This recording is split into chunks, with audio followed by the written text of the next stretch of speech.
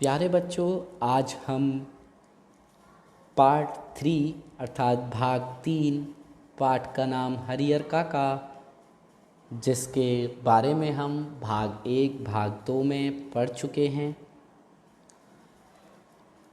हरियर काका जो हमने भाग 2 का अंतिम भाग पढ़ा था, उसमें क्या था कि हरियर काका को पुलिस ढूंढ रही है।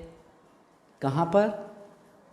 ठाकुरबाड़ी में। लेकिन ठाकुरबाड़ी में उन्हें कोई भी नहीं मिलता है और भाई जो थे हरियर काका के तीनों बहुत परेशान होते हैं।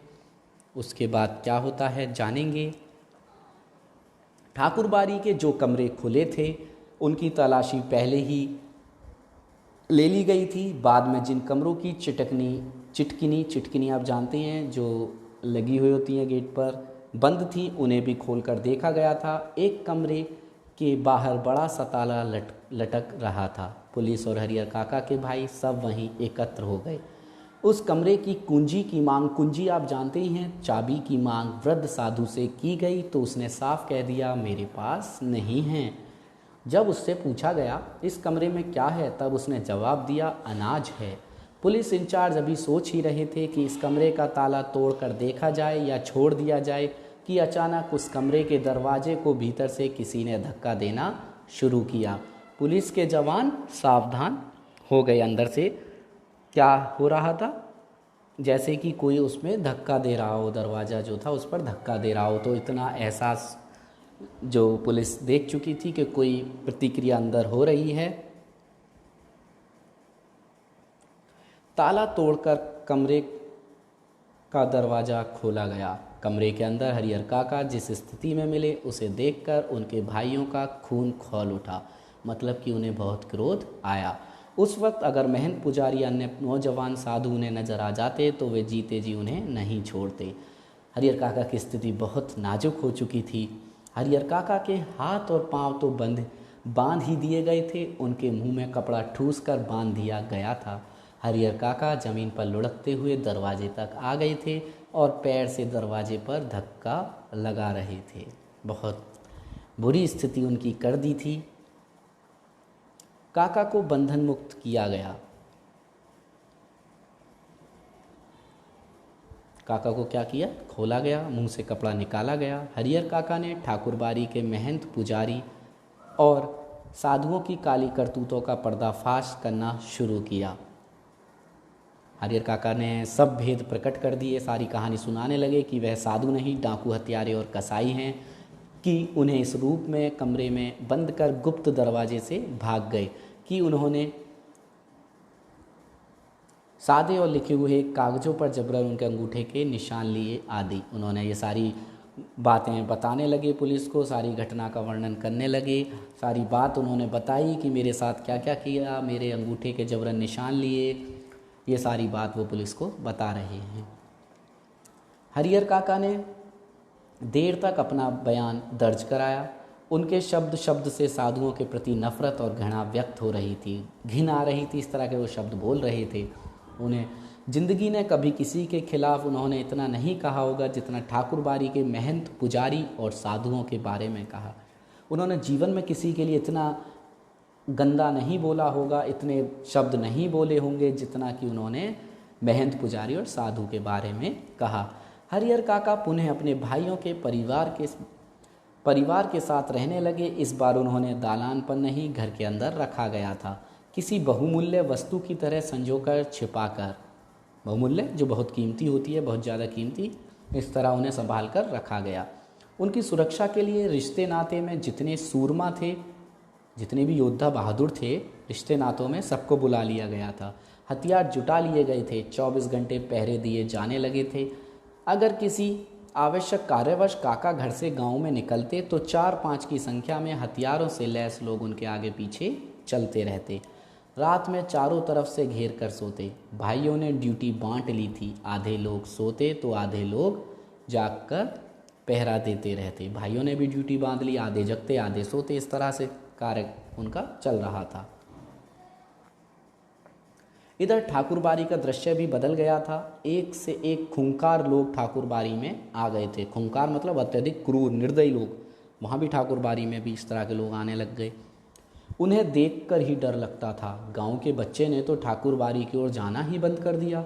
हरिहर काका को लेकर गांव प्रारंभ से ही दो वर्गों में बंट गया था। इस नई घटना को लेकर दोनों तरफ से प्रतिक्रियाएं व्यक्त की जाने लगी थी, दोनों तरफ से बातें शुरू हो गई थी। और अब हरिहर काका एक सीधे साधे और भोले किसान की अपेक्षा चतुर और ज्ञानी हो चले। अर्थात हरिहर काका अब सीधे साधे नहीं रहे, थोड़े चतुर और ज्ञानी हो गए थे। वह महसूस करने लगे थे कि उनके भाई अचानक उनको जो आदर सम्मान और सुरक्षा प्रदान करने लगे हैं, उसकी वजह उन लोगों के साथ उनका सगे भाई का संबंध नहीं बल्कि उनकी जायदाद है, अन्यथा वे उनको पूछते तक नहीं। अब हरिहर काका सब समझ गए थे, उन्हें ज्ञान आ गया था कि जो मेरे भाई हैं ये भी मेरा साथ इसलिए दे रहे हैं क्योंकि मेरे पास ज़मीन जायदाद है। इस गांव में जायदादहीन भाई को कौन पूछता है? उनके मन में एक प्रश्न आया कि इस गांव में जिसके पास धन दौलत नहीं होती उस भाई को कोई नहीं पूछता। हरिहर काका को अब सब नजर आने लगा था।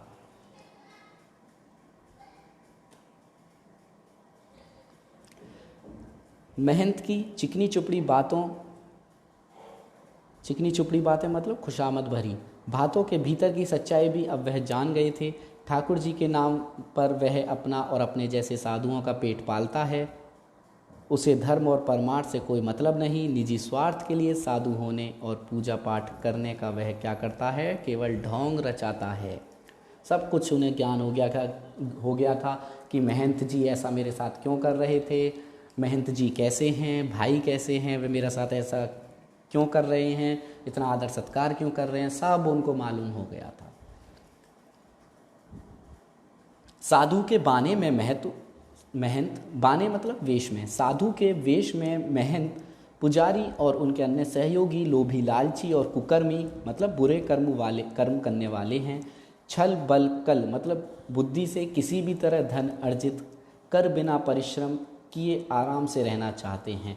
वो क्या कह रहे हैं कि जो महंत हैं, पुजारी हैं और अन्य जो उनके साथ हैं वो सब लोभी हैं, लालची हैं और वे सब बुद्धि से धन इकट्ठा करके बिना परिश्रम की आराम से रहना चाहते हैं।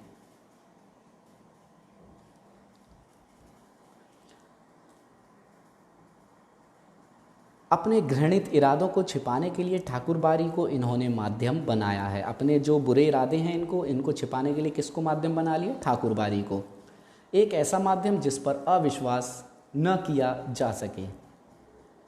ठीक है, एक ऐसा माध्यम जिस पर अविश्वास मतलब विश्वास किया जा सकता है। इसलिए हरिहर काका ने मन ही मन तय कर लिया कि अब महंत को भी वे अपने पास भटकने तक नहीं देंगे।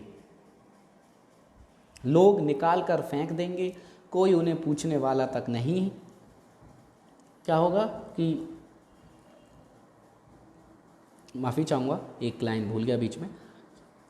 वे अपने पास महंत को नहीं भटकने देंगे, साथ ही अपनी ज़िंदगी में अपनी जायदाद भाइयों को भी नहीं लिखेंगे, अन्यथा फिर वह दूध की मक्खी हो जाएंगे। उन्होंने क्या कहा कि मैं अपने जीते जी तो अपनी जायदाद अपने भाइयों के नाम भी नहीं लिखूँगा, क्योंकि फिर वह दूध की मक्खी मतलब जो उनके भाइयों ने कैसा समझने लगेंगे? तुच्छ, छोटा समझने लगे, बेकार मतलब बेकार का व्यक्ति समझने लगेंगे। और लोग निकाल कर फेंक देंगे, कोई उन्हें पूछेगा तक नहीं, बुढ़ापे का दुख बिताए नहीं बीतेगा। वो सब कुछ जान गए थे। लेकिन हरिहर काका सोच कुछ और रहे थे और वातावरण कुछ दूसरा ही तैयार हो रहा था। ठाकुरबाड़ी से जिस दिन उन्हें वापस लाया गया था उसी दिन से उनके भाई और रिश्ते नाते के लोग समझने लगे थे कि विधिवत अपनी जायदाद वे अपने भतीजे के नाम लिख दें। वह जब तक ऐसा नहीं करेंगे तब तक महंत की गिद्ध दृष्टि उन पर लगी रहेगी। जब से उन्हें ठाकुरबाड़ी से लाया गया था उस दिन से जो उनके भाई थे और उनके रिश्ते नाते के लोग थे वो क्या समझा रहे थे उन्हें कि इससे अच्छा है तुम अपनी जो सारी ज़मीन जायदाद है किसके नाम कर दो? अपने भतीजे के नाम कर दो। क्यों कर दो? क्योंकि महंत की जो गिद्ध दृष्टि है, जो उसकी तेज़ नज़र है, वो आपकी ज़मीन पर बनी ही रहेगी हमेशा के लिए। सिर पर मंडरा रहे तूफान से मुक्ति पाने के लिए उनके समक्ष अब यही एकमात्र रास्ता है। वो उन्हें बता रहे हैं कि जो तुम्हारे सिर पर मंडरा मतलब घूमते हुए तूफान से इसके मुक्ति पाने के लिए क्या रास्ता है? यही रास्ता है कि अपने भतीजे के नाम अपनी जायदाद कर दो। सुबह दोपहर शाम रात गए तक यही चर्चा, सुबह देखो दोपहर देखो शाम देखो रात देखो, हमेशा क्या चर्चा, यही चर्चा होती रहती। लेकिन हरिहर काका साफ नकार जाते मतलब मना कर देते थे। वो कहते मैं क्या कहते थे कि मेरे बाद तो मेरी इजाज़त इस परिवार को स्वतः मिल जाएगी, इसलिए लिखने का कोई अर्थ नहीं, खुद मिल जाएगी जब मैं मर जाऊंगा। महंत ने अंगूठे के तो जबरन निशान लिए हैं, उसके खिलाफ मुकदमा हमने किया ही है। वो ज़बरदस्ती के निशान थे, उससे कोई फ़र्क नहीं पड़ता, उसके खिलाफ मुकदमा हो चुका है। भाई जब समझाते समझाते हार गए तब उन्होंने डांटना और दबाव देना शुरू किया, लेकिन काका इस रास्ते भी राजी नहीं हुए। स्पष्ट कह दिया कि अपनी ज़िंदगी में वह नहीं लिखेंगे, जब तक वह जिंदा हैं तब तक तो वह तुम्हारे नाम जायदाद नहीं लिखेंगे। भाइयों से भी साफ मना कर दिया। बस एक रात उनके भाइयों ने वही रूप धारण कर लिया जो रूप महंत और उनके सहयोगियों ने धारण किया था। हरिहर काका को अपनी आंखों पर विश्वास नहीं हुआ। उनके वही अपने सगे भाई जो उनकी सेवा और सुरक्षा में तैयार रहते थे, उन्हें अपना अभिन्न समझते थे, जो उनकी नींद ही सोते और जागते थे, हथियार लेकर उनके सामने खड़े थे, कह रहे थे सीधे मन से कागज़ों पर जहाँ जहाँ ज़रूरत है अंगूठों के निशान बनाते चलो, अन्यथा मारकर यहीं घर के अंदर गाड़ देंगे। गांव के लोगों को कोई सूचना तक नहीं मिल पाएगी। अब जो उनके भाई थे, क्या हुआ, उनका व्यवहार भी बदल गया। अब वो हरिहर काका को धमकाने लगे और उनसे ज़बरदस्ती हथियार के बल पर कागज़ों पर अंगूठे लगवाने के लिए कह रहे थे कि अगर अंगूठे नहीं लगाओगे, निशान नहीं लगाओगे अंगूठे का, तो क्या करा जाएगा, तुम्हें मार दिया जाएगा और यहीं घर पर गाड़ दिया जाएगा।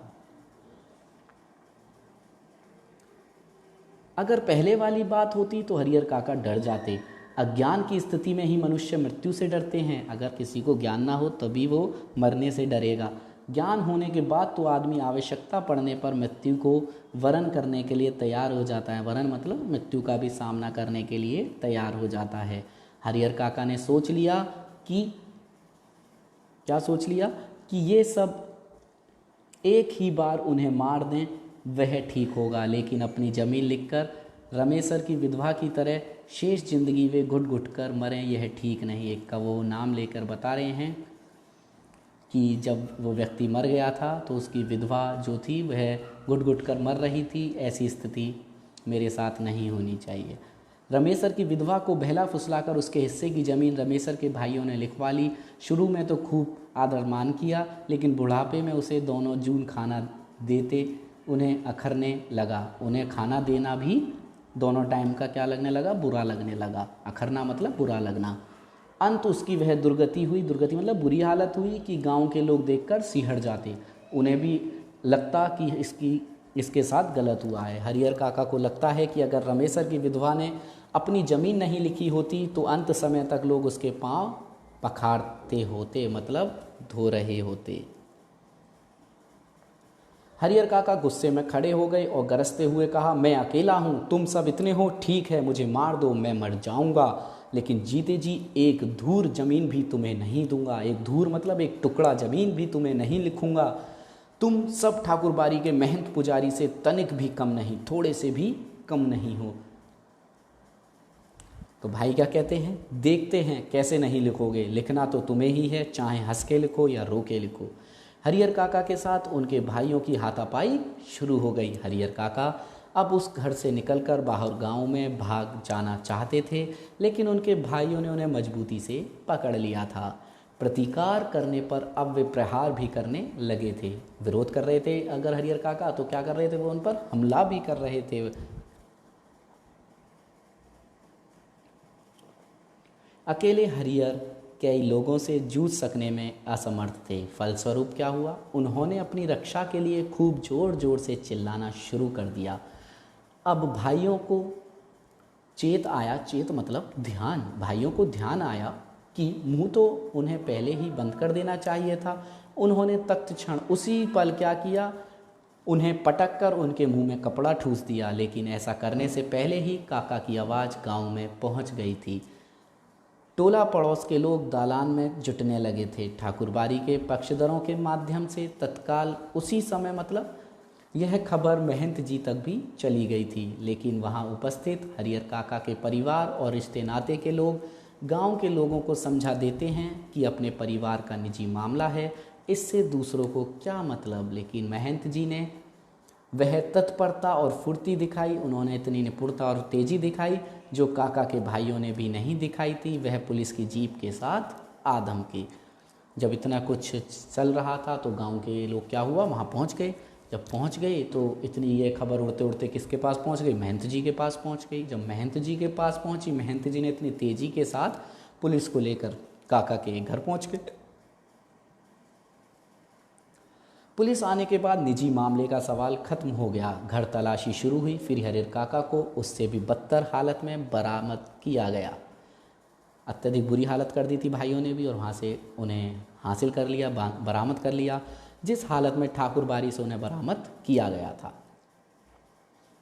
बंधन मुक्त होने और पुलिस की सुरक्षा पाने के बाद उन्होंने बताया कि उनके भाइयों ने उनके साथ बहुत जुल्म अत्याचार किया है, कि जबरन अनेक कागजों पर उनके अंगूठे के निशान लिए हैं, कि उन्हें खूब मारा पीटा है, उनकी कोई भी दुर्गति बाकी नहीं छोड़ी, कि अगर और थोड़ी देर तक पुलिस नहीं आती तो वे उन्हें जान से मार देते। उन्होंने सब कुछ अपने भाइयों के खिलाफ बोल दिया। हरियर काका के पीठ, माथे और पांव पर कई जगह जख्म के निशान उभर आए थे। वह बहुत घबराए हुए से लग रहे थे, कांप रहे थे। अचानक गिरकर बेहोश हो गए। मुंह पर पानी छींट मारकर उन्हें होश में लाया गया। भाई और भतीजे तो पुलिस आते ही चंपत हो गए। पुलिस की पकड़ में रिश्तों के 2 व्यक्ति आए। रिश्ते के शेष लोग भी फरार हो गए थे। सब कोई वहाँ से भाग गया था। कुछ ही लोग वहाँ, रिश्ते में भी 2 लोग ही बस पुलिस के हाथ आए, सब वहाँ से भाग गए थे। और ये स्थिति बड़ी भयानक थी। हरियर काका के साथ घटी घटनाओं में यह अब तक की सबसे अंतिम घटना है। इस घटना के बाद काका अपने परिवार से एकदम अलग रहने लगे हैं। अब बता रहे हैं कि उसके बाद क्या हुआ, हरियर काका की स्थिति कैसी हुई, क्या हुआ। इस अंतिम पैराग्राफ, ये अंतिम बातें चल रही हैं। एक पैराग्राफ इसके बाद और रहेगा बस। हरियर काका के साथ घटी घटनाओं में यह अब तक की सबसे अंतिम घटना है। जो उनके साथ भी घटना घटी उसकी यह सबसे अंतिम घटना थी। इस घटना के बाद क्या हुआ ये जानेंगे। इस घटना के बाद काका अपने परिवार से एकदम अलग रहने लगे हैं। उनकी सुरक्षा के लिए राइफलधारी पुलिस के 4 जवान मिले हैं। उनके साथ कौन रह रहा है, पुलिस के 4 जवान। हालांकि इसके लिए उनके भाइयों और महंत की ओर से काफ़ी प्रयास किए गए हैं। असल में भाइयों को चिंता थी कि हरियर काका अकेले रहने लगेंगे, तब ठाकुरबाड़ी के महंत अपने लोगों के साथ आकर पुनः उन्हें ले भागेंगे। और यही चिंता महंत जी को भी थी कि हरियर को अकेला और असुरक्षित पाओ उनके भाई उन्हें पुनः ना धर दबोचें। इसलिए जब हरियर काका ने अपनी सुरक्षा के लिए पुलिस की मांग की, तब नेपथ्य में रहकर, नेपथ्य मतलब होता है बेटा रंगमंच के पीछे की जगह, उसे बोलते हैं हम नेपथ्य में रहकर ही उनके भाइयों और महंत जी ने पैरवी लगा और पैसे खर्च कर उन्हें पूरी सहायता पहुंचाई। यह उनकी सहायता का ही परिणाम है कि एक व्यक्ति की सुरक्षा के लिए गांव में पुलिस के 4 जवान तैनात कर दिए गए हैं। आप समझ ही गए होंगे क्या हुआ कि भाइयों को चिंता थी कि महंत जी उन्हें ना ले जाएं क्योंकि वो अकेले हैं, और महंत जी को भी यही चिंता थी कि भाई ना ले जाएं क्योंकि वो अकेले हैं। ठीक है, इन दोनों को ही ये अपनी चिंता मतलब हरियर काका की चिंता होने लगी थी, क्योंकि ये सब किसका सवाल चल रहा था, ज़मीन जायदाद का, जो उनके पास 15 बीघे ज़मीन थी।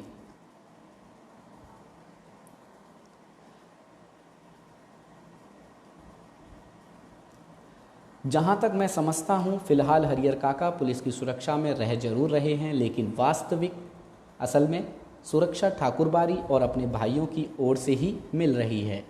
अब क्या हो रहा था कि भाई भी, जो उनके तीनों भाई थे, वो भी हरियर काका को सुरक्षा दे रहे थे। क्यों दे रहे थे कि कहीं महंत ना आ जाए, और महंत भी सुरक्षा दे रहा था कि कहीं उनके भाई ना आ जाएं।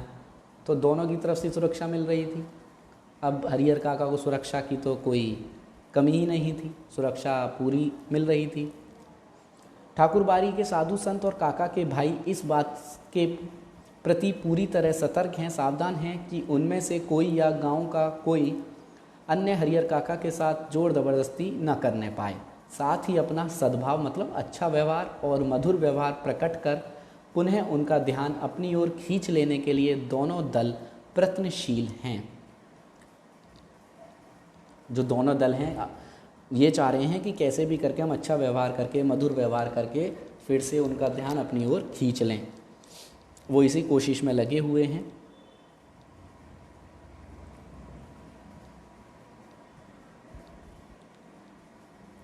गांव में एक नेताजी हैं, वह ना तो कोई नौकरी करते हैं और ना खेती गृहस्थी, फिर भी 12 महीने मौज उड़ाते रहते हैं। राजनीति की जादुई छड़ी उनके पास है।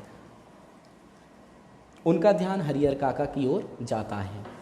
एक गांव के नेता हैं, वह कोई नौकरी भी नहीं करते, खेती गृहस्थी है बस उनकी अपनी, फिर भी वह 12 महीने मौज ले रहे हैं। उनका ध्यान भी किसकी तरफ जाता है? हरिहर काका की ओर जाता है। वह तत्काल गांव के कुछ खास लोगों, विशिष्ट लोग मतलब खास लोगों के साथ उनके पास पहुंचते हैं और यह प्रस्ताव रखते हैं कि उनकी ज़मीन में हरिहर उच्च विद्यालय नाम से एक हाई स्कूल खोला जाए।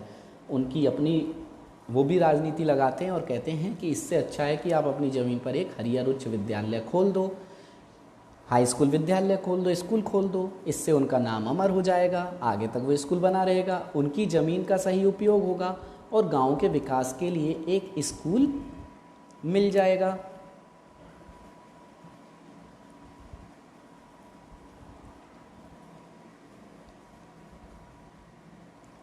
लेकिन हरिहर काका के ऊपर तो अब कोई भी दूसरा रंग चढ़ने वाला नहीं था। नेताजी भी निराश होकर लौट आते हैं। इन दिनों गांव की चर्चाओं के केंद्र हैं कौन? हरिहर काका। हर किसी के चर्चा बन चुके हैं। आंगन, खेत, खलियान, अलाव, बगीचे, बरगद, हर जगह उनकी ही चर्चा। उनकी घटना की तरह विचारणीय, विचार करने योग्य, अर्थात विचारणीय का मतलब क्या होता है? विचार करने योग्य, और चर्चनीय, चर्चा करने योग्य कोई दूसरी घटना नहीं थी। चर्चा के योग्य और विचार करने योग्य कोई घटना थी नहीं, यही घटना चल रही थी। गांव में आए दिन छोटी बड़ी घटनाएं घटती रहती हैं, लेकिन काका के प्रसंग के सामने उनका कोई अस्तित्व नहीं, उनका कोई भी अस्तित्व नहीं है। गांव में जहाँ कहीं और जिन लोगों के बीच हरिहर काका की चर्चा छिड़ती है तो फिर उसका कोई अंत नहीं। लोग तरह तरह की संभावनाएं व्यक्त करते हैं। राम जाने क्या होगा, इस तरह के प्रश्न करते हैं।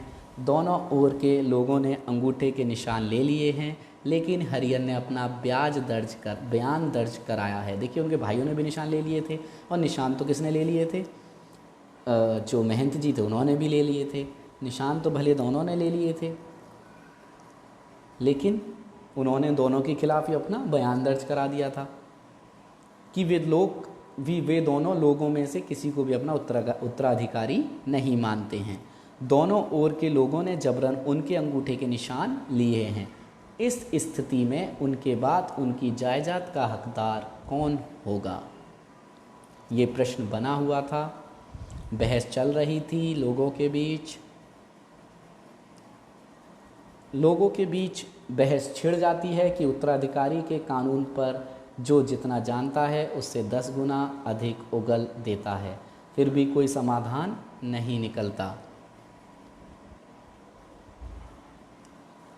कोई भी समाधान नहीं निकल रहा था, रहस्य खत्म नहीं होता, आशंकाएं बनी ही रहती हैं। जो शक था, संदेह था, वो बना हुआ था, लेकिन लोग आशंकाओं को नज़रअंदाज कर अपनी पक्षधारता शुरू कर देते हैं कि उत्तराधिकारी ठाकुरबाड़ी को मिलता तो ठीक रहता।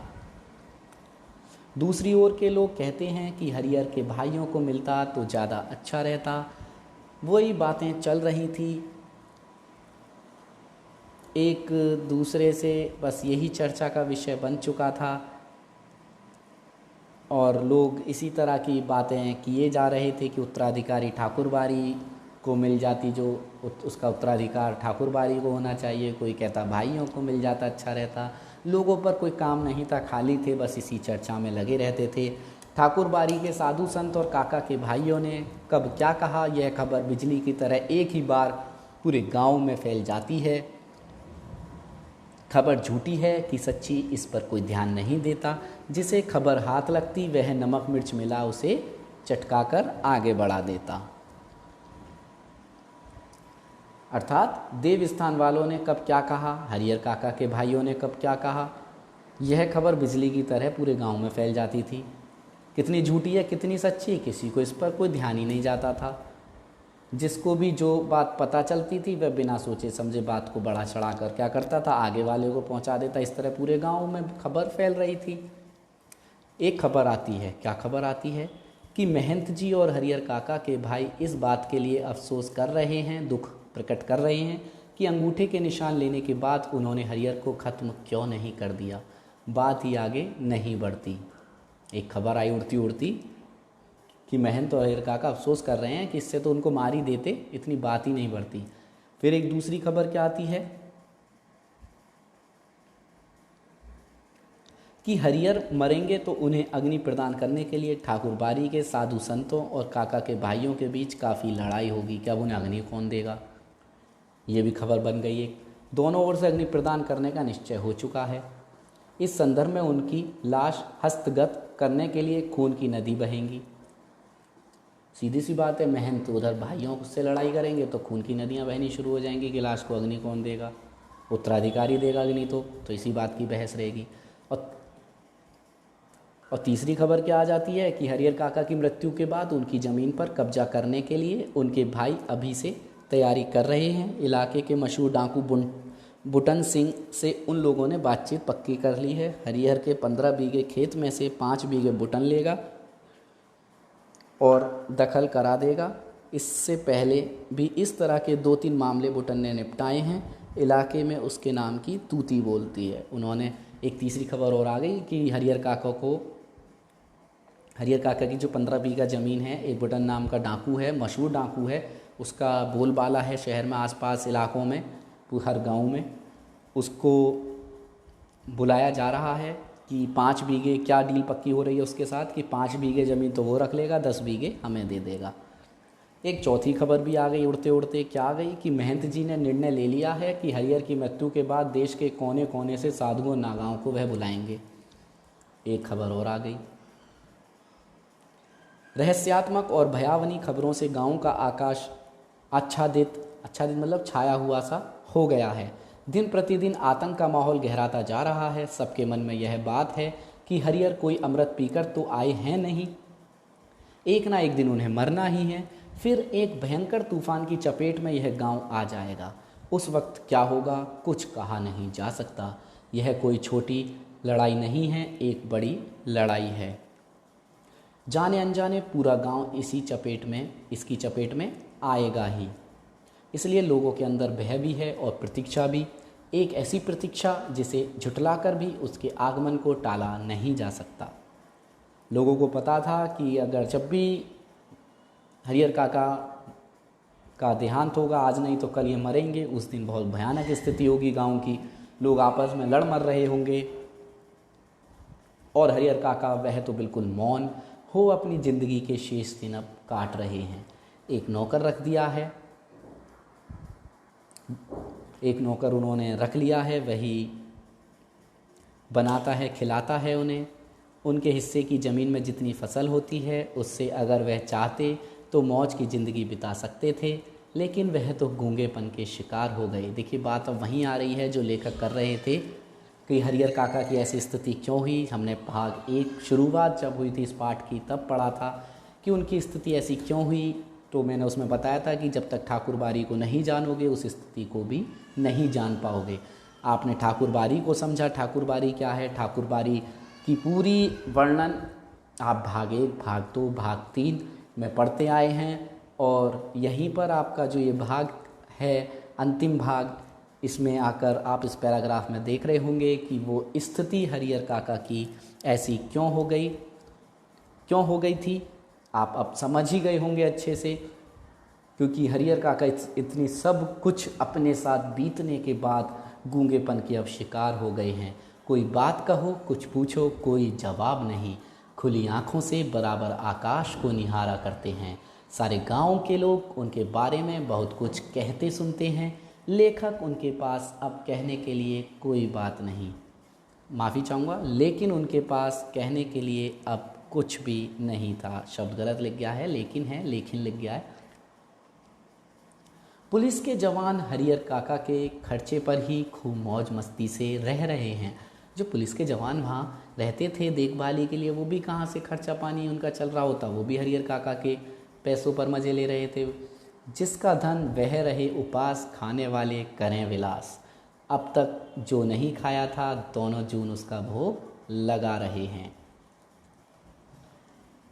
पुलिस के जो जवान हैं वो क्या कर रहे हैं, हरियर काका के जो पैसा आ रहा है हरियर काका को, उस पर ही मौज मस्ती कर रहे हैं। जिसका धन वह रहे उपास, खाने वाले करें विलास। ये पंक्ति आई है, अर्थात इसका मतलब क्या होता है कि हरियर काका के पास धन था, लेकिन उनके लिए अब उसका कोई महत्व नहीं था, और पुलिस वाले बिना किसी कारण से ही हरियर काका के धन से मौज कर रहे थे। तो इसलिए कहा है कि जिसका धन वह रहे उपास और खाने वाले करें विलास। अब तक जो नहीं खाया था, दोनों वक्त उसका भोग लगा रहे थे। दोनों समय बहुत अच्छा व्यंजन भोजन कर रहे थे। तो आप बहुत अच्छे से हरियर काका की स्थिति को भी समझ चुके इस पाठ के माध्यम से, कि उनकी गूंगेपन की स्थिति कैसे आई। आशा करता हूँ कि इस पाठ के प्रश्न के उत्तर आप स्वयं दे सकते हैं।